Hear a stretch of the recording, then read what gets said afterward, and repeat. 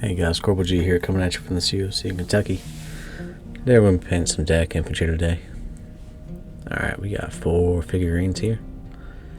We're going to do a pretty simple scheme. I actually never truly painted some DAK, so we're going to be kind of experimenting together here. So I'm going to be jumping back and forth with some colors, but just bear with me, please. Alright, so first color is in yellow-green. I'm going to do this for the blouse and the trousers. Alright, let's get that wet palette out and put our paint on. I'm going to use a broad brush here and just slap the paint on. It's only took me about 1 coat. Again, I'm trying to think of speeding up the process so we're not taking too long. We're probably going to be painting 20 to 40 of these guys.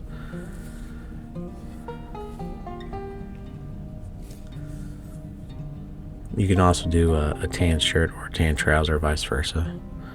But we're just going to do 1 color here.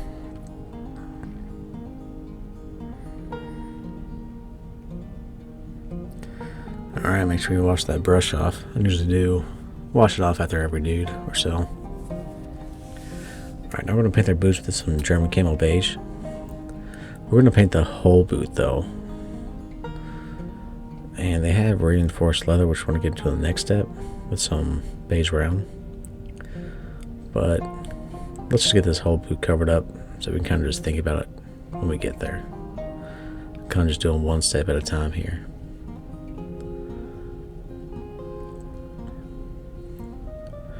Alright, with that out of the way, we're going to get that beige brown and we're going to paint the reinforced leather.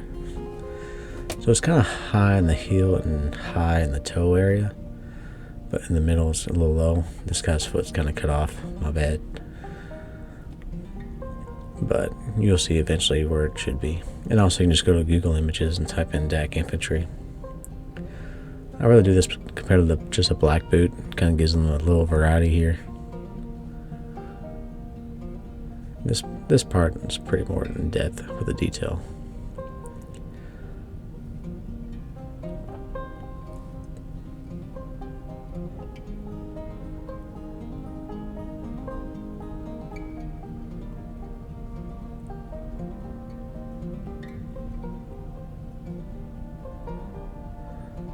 And that's about it.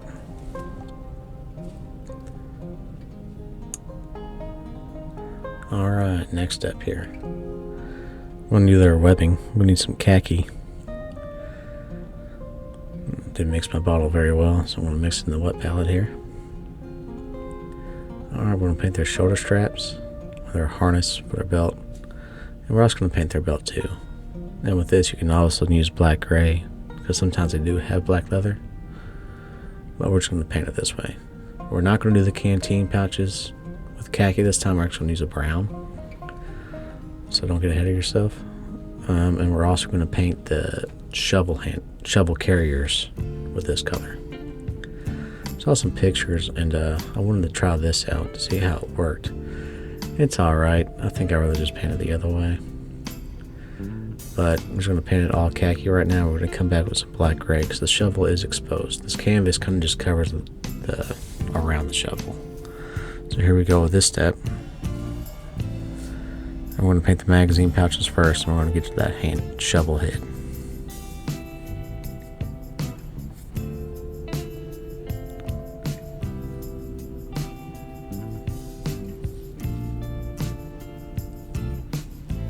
Alright, here we go. So the bottom of the shovel is exposed along inside the center of the shovel. So that canvas holder just wraps around the shovel head. So I'll do a little stippling effect here. And it kind of worked. I'll do some touch up with some khaki again. And here's a random ammo pouch. I think it's for the medium machine gun, the MG42. We're going to paint the whole thing black, or the black gray I mean. And come back with some flat brown. And don't forget those canteen caps here.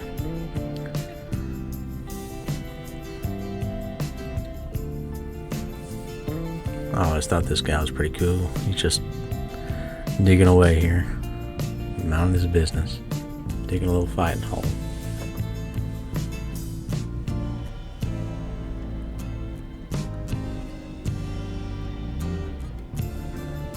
here's some flat brown here. We're going to paint the canteen pouch flat brown. We're going to come back with some khaki, so I'll be aware with that. It's just what I saw in Google Images, trying to change up the variety. Now here's that ammo pouch. Basically, we're just going to paint 2 stripes on both sides. I think it's just a reinforced leather pouch, since it's carrying the medium machine gun ammo. I thought it looked pretty cool, so I thought to give it a shot here. And I thought it came out pretty well. Alright, here's that canteen pouch with the khaki. We're going to paint a stripe up and down and left to right. Now again, you don't have to do this, but I'm only painting 4 guys, so I just went for it.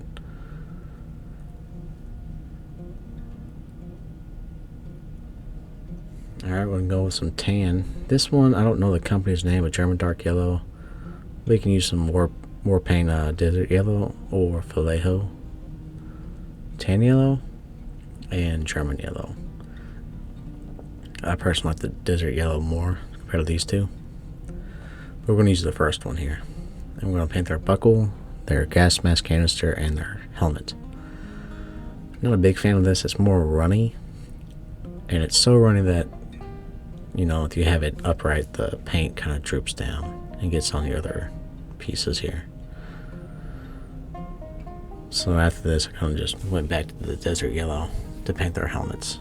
But we got the gas mask canisters and the grenade heads here. And you can also paint their heavy weapons too. Alright, here's that desert yellow.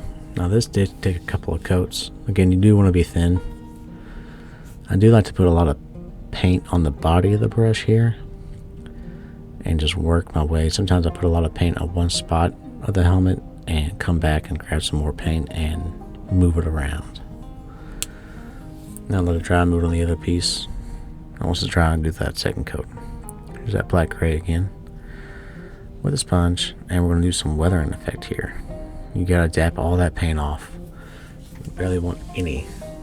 You gotta press kind of hard because you took so much paint off, but it's worth it in the end. Get some of that weathering effect there. Alright, here's some beige brown. We're going to paint all the wood stocks on the rifle, shovel handle here, grenade handles, and any other wood that you have.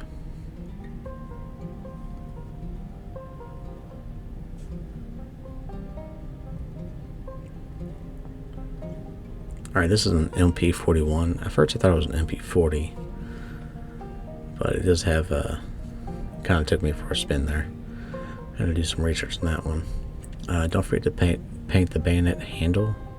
And also when you come back with the black and gray, to paint the ends of that bayonet.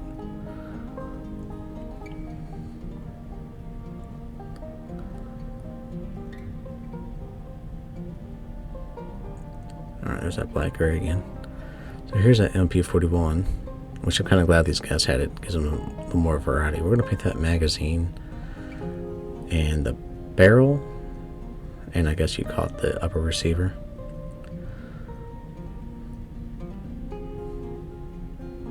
Oh, and don't forget the trigger housing group. The trigger guard, I should say. You see it's a little bit better on this one right here.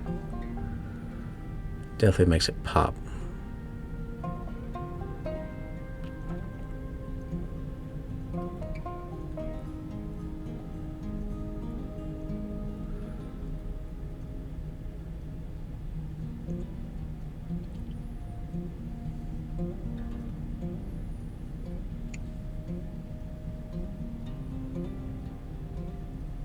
Come back with some page brown here to get this stock. Again, you do want to, once you get that color out, trying to paint all the parts that need that color. But since we're kind of experimenting here, we're kind of jumping back and forth here. I'm just going to do a little bit of dry brush here. Again, this is a makeup brush. You can use a way smaller brush, which would be awesome. But I just want to show you guys that you can use a large brush to cover small areas. You're just going to lightly brush over that. Try to get as much paint off as you can with that brush.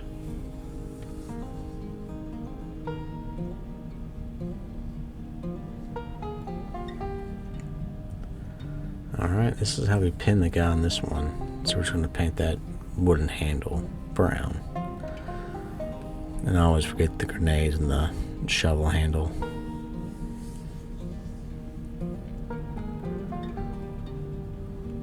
But that's okay, you know?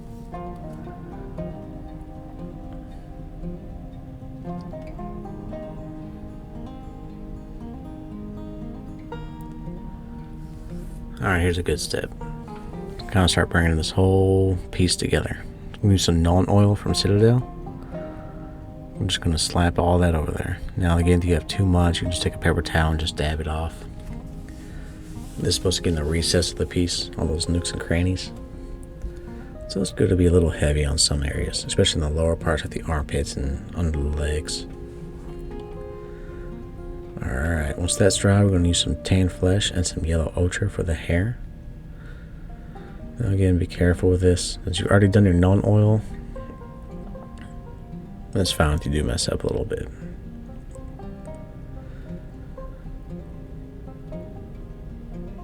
Get inside that face there. Again, we're not painting any eyeballs or anything. They're way too small to worry about that. That flesh wash will take care of that part.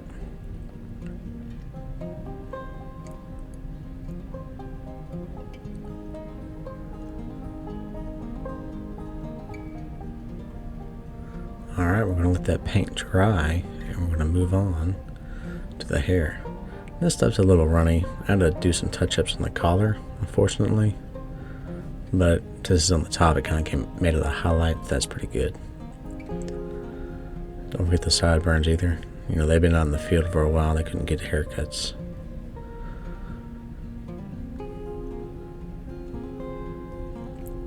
Alright, we're going to use some dark sand, or we can use Iraqi sand. Again with the dry brush, a pretty big one.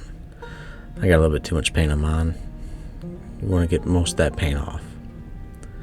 Now we're just going to go over the whole model. And we're trying to do a dusting effect, but it is a really good highlighting job too. I think I'm going to start doing this a little more often actually. It really makes all the Nuln oil pop, and the green doesn't cover the green up very much, so it makes it stand out really good. And which is a big brush, you know, I messed up a little bit here and there, so I had to do some touch-ups here. That's okay.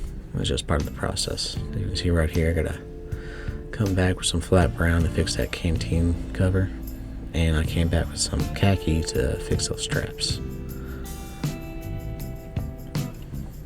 Alright, and once that's all dry, we're gonna come back with some on the skin, put some flesh tone on there. Just give it a little more depth. I do like to do this separately, but you don't have to. That's about it, guys. Gonna do some clear coat, and you're done. So here's our finished product here. Some German Infantry DAK. Pretty simple. Again, there's a lot of variety to these guys, and you don't have to be very specific with the colors. Just go with it. That's all I got for you guys, so hopefully this inspires you guys to paint. I got nothing else for you, so catch you later.